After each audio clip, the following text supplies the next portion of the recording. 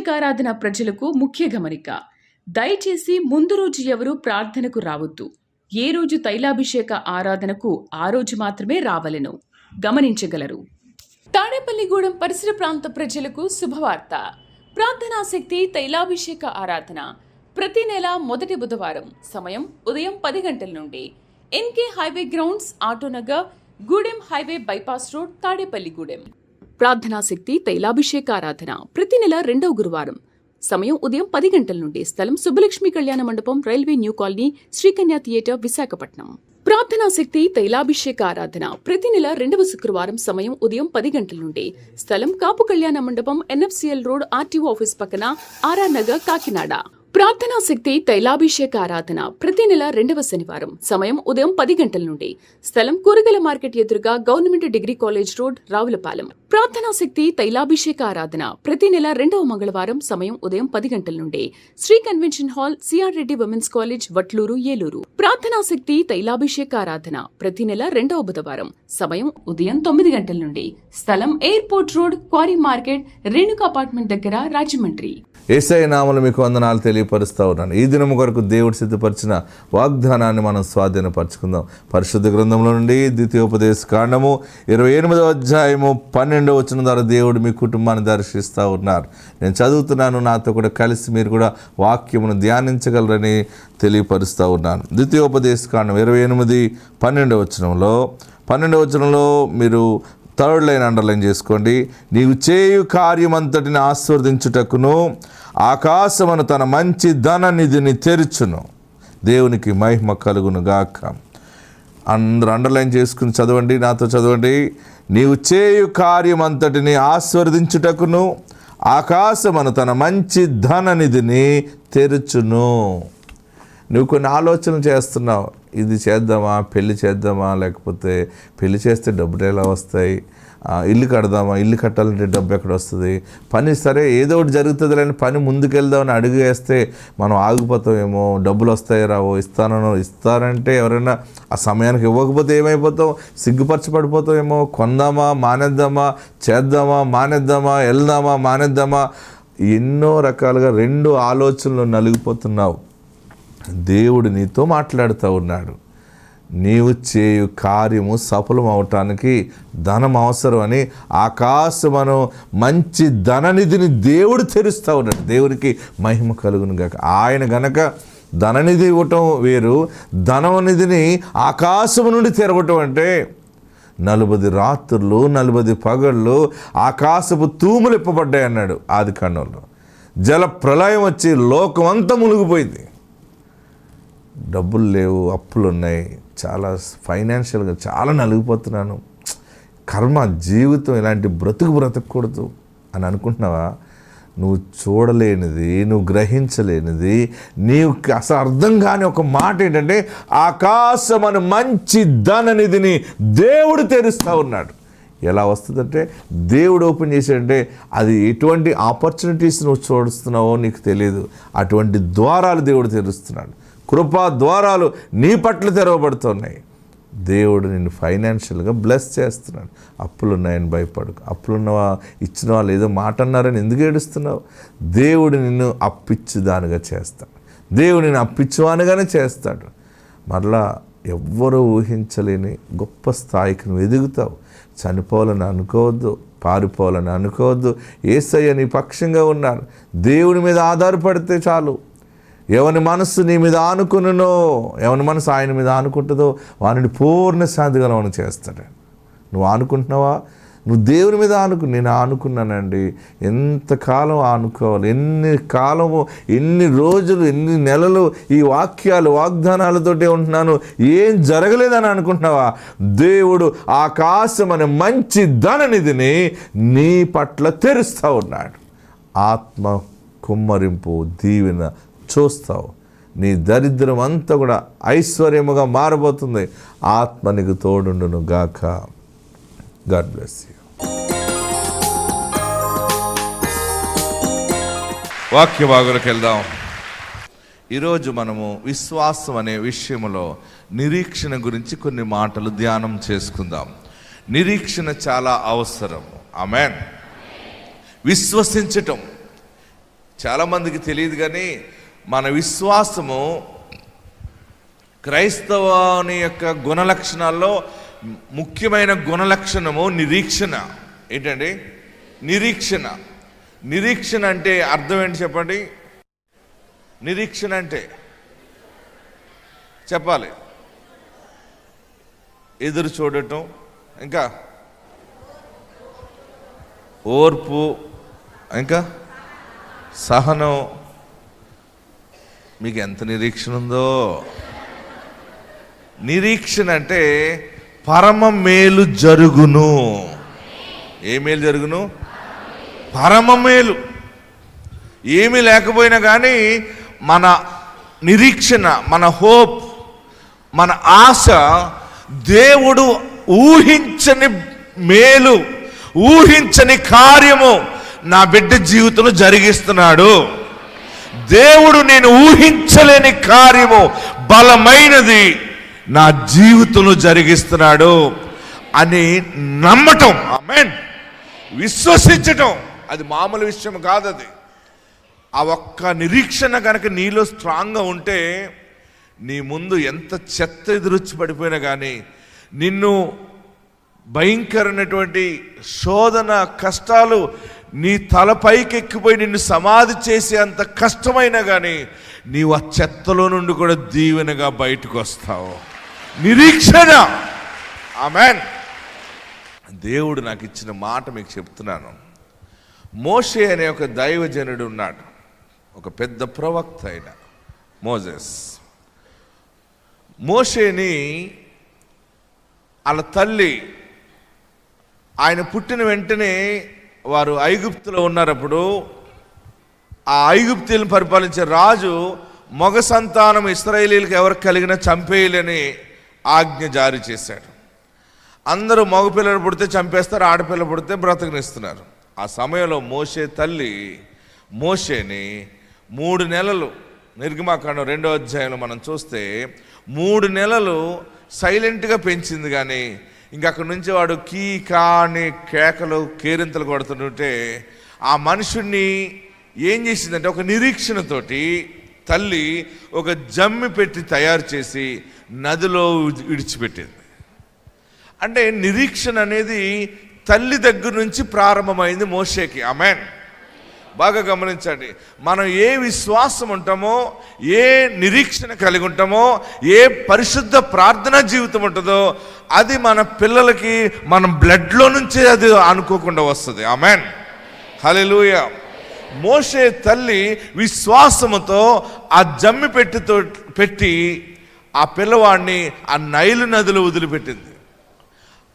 ఇంకా కళ్ళతో ఆ పిల్లవాడు మరణము చూడలేక విడిచిపెట్టినప్పుడు ఒకటే ప్రార్థన చేసింది ఆమె, దేవా నీవిచ్చిన బిడ్డ బాబు, ఏంటి నీవిచ్చిన బిడ్డ, ప్రభుత్వం అయితే చంపేస్తుంది, ఇక్కడ నా వల్ల కాదు, నీ చేతికి అప్పగిస్తున్నాను, నాకు ఒక నిరీక్షణ ఉంది, నా బిడ్డని నేను మళ్ళీ చూస్తాను. ఆమేన్ అని ఆమె నదిలో, ఆ నది చాలా బలముగా నడుస్తుంది. ఆ నది పెద్ద నది చూడండి. ఆ నదిలోనికి ఆ జమ్మిపెట్టుతో పాటు వదిలేసింది. విడిచిపెట్టేస్తే ఆ జమ్మిపెట్టలాగా తేలుతూ వెళ్ళిపోతుంది. ఏమవుతుందో నాకు తెలియదు కానీ నా దేవుడు మాత్రం నాకు అన్యాయం చేయడు. ఆమేన్. నాకు దేవుడు ఇచ్చిన బిడ్డ, కష్టం వచ్చింది, చంపేయాలి పిల్లవాడిని, కానీ ఈ పిల్లవాడు చావటం కాదు, ఈ పిల్లవాడు జీవిస్తున్నాడనే ఒక నిరీక్షణ, పరమ మేలు జరుగును అని మోషే తల్లి విశ్వాసముతో నదిలో విడిచిపెట్టింది. నదిలో విడిచిపెడితే ఆ నదిలో ఆ జమ్మిపెట్టలాగా వెళ్తూ అక్కడ ఒక చోట స్లోగా ఆగిందనమాట. రాజుగారి అమ్మాయి ఫరో కుమార్తె తన యొక్క చెలికత్తెలతో అక్కడ స్నానం చేయటానికి వచ్చింది. స్నానం చేస్తూ ఉండగా జమ్మిపెట్టులో ఉన్నటువంటి పిల్లవాడు ఉండటం చూసింది. అక్కడ ఆ జమ్మిపెట్టులో ఒక పిల్లవాడు ఉన్నట్టున్నాడు, అని ఇలా తీసుకురండి అంది. ఆ పెట్టులోంచి ఇలా తీసుకొచ్చి వాడిని రక్షిందామని చెప్పి వెంటనే ఆమెకి మంచి మనసు వచ్చింది.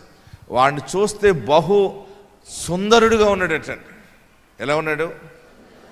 దేవుడిచ్చిన పిల్లలు సూపర్ ఉంటారు, మరి మామూలుగా ఉంటారా? ఆడు అందంగా ఉన్నాడని చెప్పి ఫరో కుమార్తె నాకు ఈడు కావాలి, ఈయన్ని నేను పెంచుకుంటానని చెప్పి మళ్ళీ ఆ చెలికత్తెలు చెప్పింది, ఈయన్ని పెంచటానికి పాలు ఇవ్వటానికి ఎవరైనా చూడంటే ఆమె వెళ్ళి ఆ తల్లిని తీసుకొచ్చింది మళ్ళీ. హల్లెలూయా. ఇలా నదిలో విడిచిపెట్టేసింది. దేవుడు ఎలా ఇప్పించాడు చూడండి, మరలా పర్మిషన్తో పట్టుకొచ్చి ఆమె చేతికి అప్పగించాడు. ఏ పర్మిషన్ అది? రాజుగారు కుమార్తె, ఈ పిల్లవాడిని పాలు తాగే వరకు ఎవరైనా పెంచండి అంటే మళ్ళీ పట్టుకెళ్ళి ఆ పిల్లవాడిని తీసుకుని వెళ్ళి ఏమి ఎరగనట్టుగా తల్లికి ఇచ్చారు.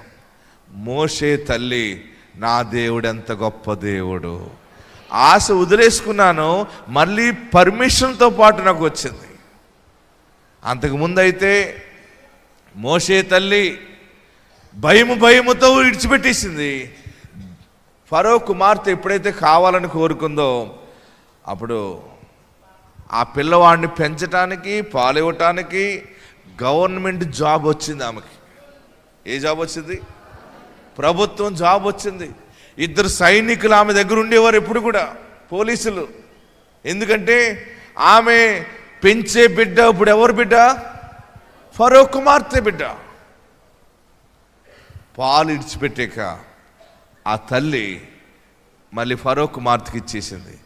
ఈ మోషే గారు రాజకోటలో ఎదుగుతున్నాడు, ఐగుప్తు విద్యను అభ్యసిస్తున్నాడు, మంచి ఎంజాయ్ చేస్తున్నాడు, చదువుకుంటున్నాడు, బాగా యుద్ధ వీరుడిగా ఎన్నో సాధనాలు చేస్తున్నాడు.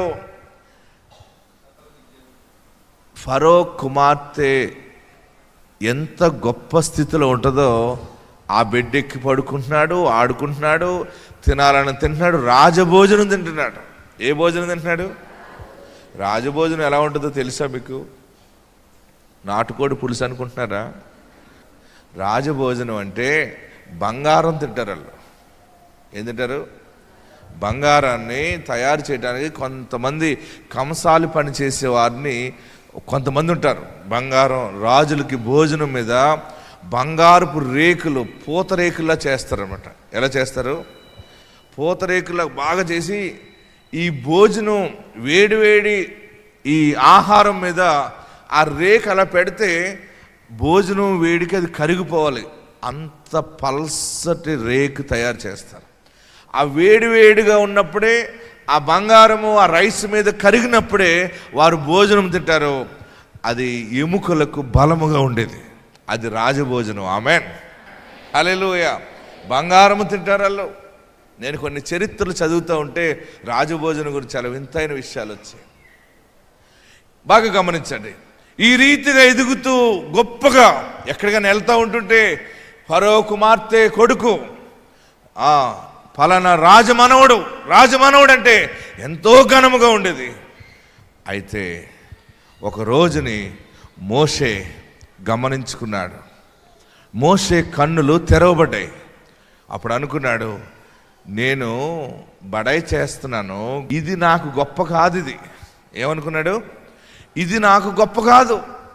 నేను ఫరో కుమార్తె కొడుకుని, రాజుగారు మనవనండి, రాజ్యములోనే నాకు ఉంటుంది, కానీ నేను మహారాజుకి సాక్షిగా ఉండాలి. ఆమేన్, హల్లెలూయా. వాక్యంలోకి వెళ్దాం. పరిశుద్ధ వాక్యంలో మనం చూద్దాం. రండి పరిశుద్ధ గ్రంథంలోకి. హెబ్రీయులు రాసిన పత్రిక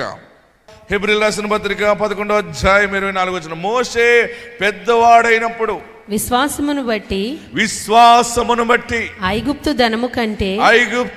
ధనము కంటే క్రీస్తు విషయమైన నింద, చూడండి, క్రీస్తు విషయమైన నింద గొప్ప భాగ్యమని ఎంచుకొని అల్పకాలము పాపభోగము అనుభవించుట కంటే దేవుని ప్రజలతో శ్రమ అనుభవించుట మేలని యోచించి ఫరో కుమార్తె యొక్క కుమారుడని, అందరూ అండర్లైన్ చేసుకోండి, ఫరో యొక్క కుమారుడని అనిపించుకొనుటకు, ఫరో కుమార్తె యొక్క కుమారుడని అనిపించుకొనుట కంటే ఒప్పుకొనలేదు. ఏమండి? అనిపించుకొనుటకు ఒప్పుకొనలేదు. అనిపించుకొనుటకు ఒప్పుకొనుట లేదు, ఒప్పుకోలేదు ఆయన. ఏలయనగా ఎందుకంటే అతడు ప్రతిఫలముగా కలుగబోవు. అందరూ అండర్లైన్ చేసుకోండి, ఇది పరిశుద్ధాత్ముడు నాకు ఇచ్చిన వాక్యము. అతడు ప్రతిఫలముగా పొందబోవు బహుమానమందు దృష్టి ఉంచెను. విశ్వాసమును బట్టి, చూడండి, విశ్వాసమును బట్టి అతడు అదృశ్యుడైన వానిని చూచుచున్నట్టు స్థిరబుద్ధి గలవాడై రాజాగ్రహమునకు భయపడక, చూడండి, రాజాగ్రహమునకు భయపడక ఐగుప్తును విడిచిపోయెను. దేవుని నామానికి మహిమ కలుగును గాక. మోషే పెద్దవాడైనప్పుడు ఫరో కుమార్తె బిడ్డ మోషే నిరీక్షిస్తున్నాడు. ఏమి నిరీక్షణ అంటే, ఒక పరమ మేలు జరుగుతుంది నాకు. నేను ఫరో ఇంట్లో ఉంటే, నేను ఫరో కుమార్తె కొడుకుగా ఉంటే ఇక్కడెక్కడే రాజయోగం ఉంటుంది. పరమ తండ్రి కొరకు నేను నిలబడితే ప్రపంచం అంతట్లో నేను రాజబిడ్డగా నేను ముద్రించబడతాను.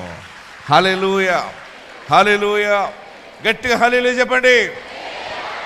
వెంటనే మోషే చేసిన పని ఏంటంటే, నాకు ఈ ఫరో కుమార్తె వద్దు, ఈ రాజభోజనం వద్దు, నాకు ఇదేమొద్దు, దీనికంటే గొప్పది నేను శ్రమ పడినా కానీ దేవుడు నాకు గొప్ప బహుమానము దాచి పెడతాడని ఐగుప్తుని విడిచి బయటకు వచ్చేసాడు మోషే.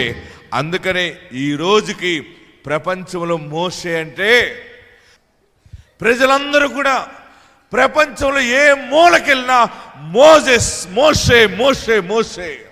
చివరికి ఆ మోషే ఎంతవరకు ఎదిగిపోయాడో తెలుసా మీకు? మోషేని దేవుడిగా పూజించే రోజులు చేసిన ఒకనొక సమయంలో అప్పుడు దేవుడు ఏం చేశాడంటే, నేను అక్కడికి వెళ్ళాం. మోషే ఎక్కడ చనిపోయాడు అక్కడికి వెళ్ళాను నేను. మోషే సమాధి చేయబడిన స్థలానికి వెళ్ళాను. ఆ పర్వతం మీద ఉన్నప్పుడు ఈ రోజుకి సమాధి అక్కడే ఉంది, అక్కడే చనిపోయాడు, చరిత్ర అన్ని ఎవిడెన్స్ ఉన్నాయి. కానీ ఆ సమాధి కనబడట్లేదు. ఏం కనబడట్లేదు? ఆ సమాధి ఇది అని కనబడట్లేదు. అక్కడ దేవుడు ఎందుకు కనబడకుండా చేశాడంటే, దేవుని కంటే ఎక్కువ ఘనత మానవుడికి వస్తుందని ఆ సమాధి ఎక్కడుందో కనపడకుండా మరుగు చేసేసాడు దేవుడు. హల్లెలూయా, హల్లెలూయా, హల్లెలూయా.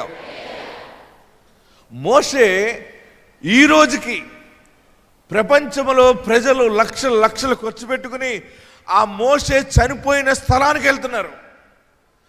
మోషేని దేవుడు వాడుకున్న స్థితి చూస్తే మామూలు స్థితి కాదు.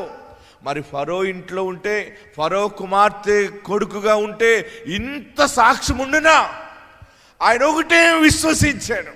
అక్కడ రాశాడు చూడండి, పరిశుద్ధ పౌలు చాలా అద్భుతంగా రాశాడు. దేవుని ప్రజలతో శ్రమ అనుభవించడం మేలని యోచించి ఫరో కుమార్తె యొక్క కుమారుడిని అనిపించుకున్నట్టుకు ఒప్పుకొనలేదు. ఏలైనగా అతడు, అండర్లైన్ చేసుకోండి, ప్రతిఫలముగా కలగబోవు బహుమానమందు దృష్టి ఉంచెను. ఆమేన్.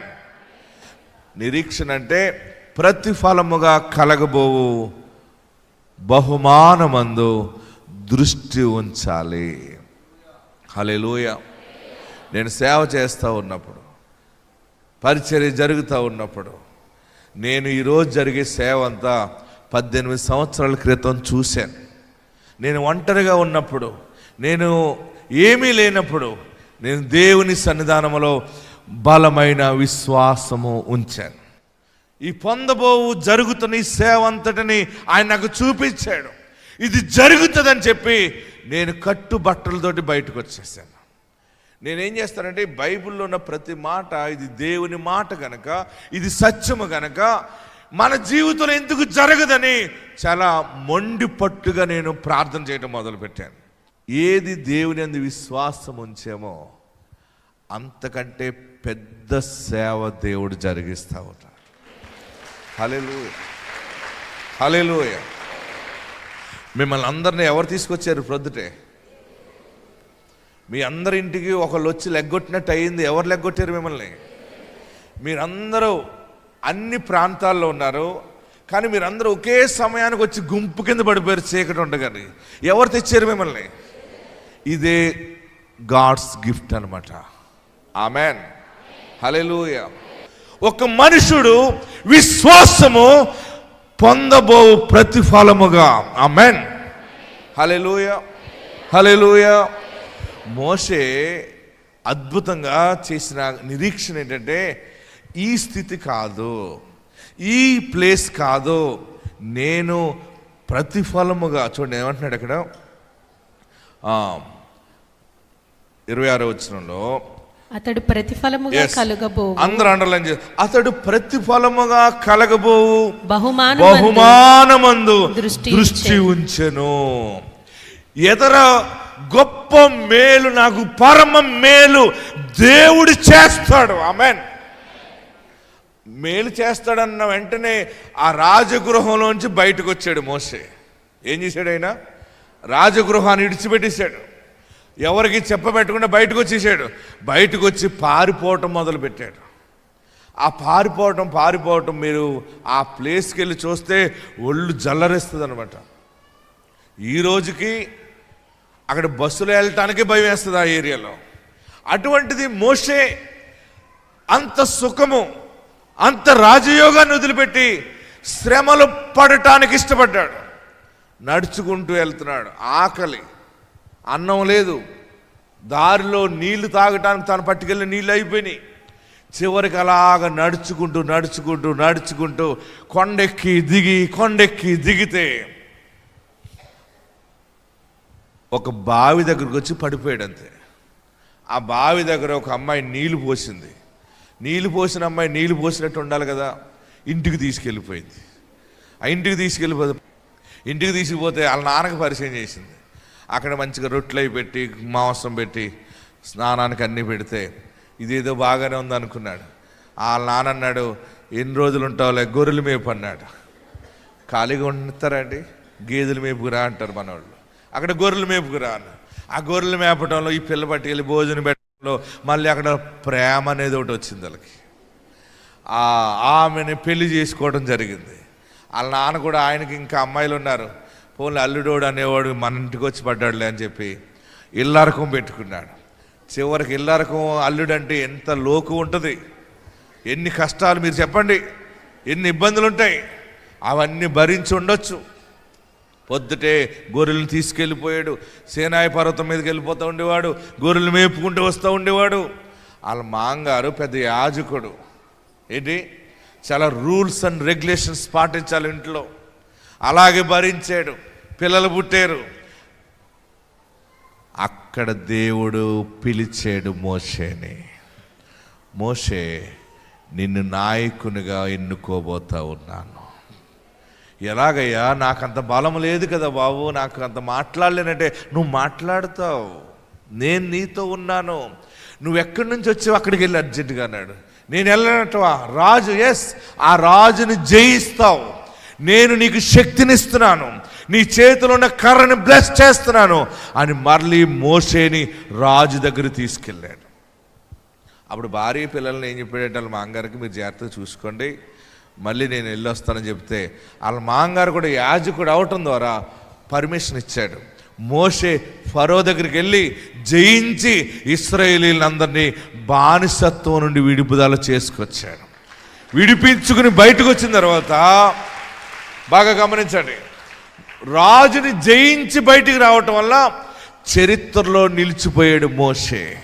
ఆమేన్, హల్లెలూయా, హల్లెలూయా. అందరూ లేచి నిలబడదాం. అందరం ఎక్కడున్న వరకు లేచి నిలబడదాం. ఆయన నిన్ను జ్ఞాపకం చేసుకున్నాడు. అందరూ రెండు చేతులు పైకెత్తుదాం, తలలు పైకెత్తుదాం, కళ్ళు మూసుకుందాం. అయ్యో, నేను ఒక మంచి స్థితిని కోల్పోయాను, ఒక మంచి ఆస్తిని కోల్పోయాను, తెలుసో తెలియకలా పడి ఇన్ని శ్రమలు పడుతున్నానా అని అనుకుంటున్నావేమో. దానికి మించి 1000 రెట్లు ఆశీర్వాదములు అడుగు పెట్టబోతున్నాం. దానికి మించి, అంతకు మించి ఆశీర్వాదాన్ని చూడబోతున్నావు. ఆయన నిన్ను అనాదిగా విడువలేదు. పొందబో బహుమానము, ప్రతిఫలము, కీడుకి, శ్రమకు, విశ్వాసమునకు, నిరీక్షణకు ప్రతిఫలము.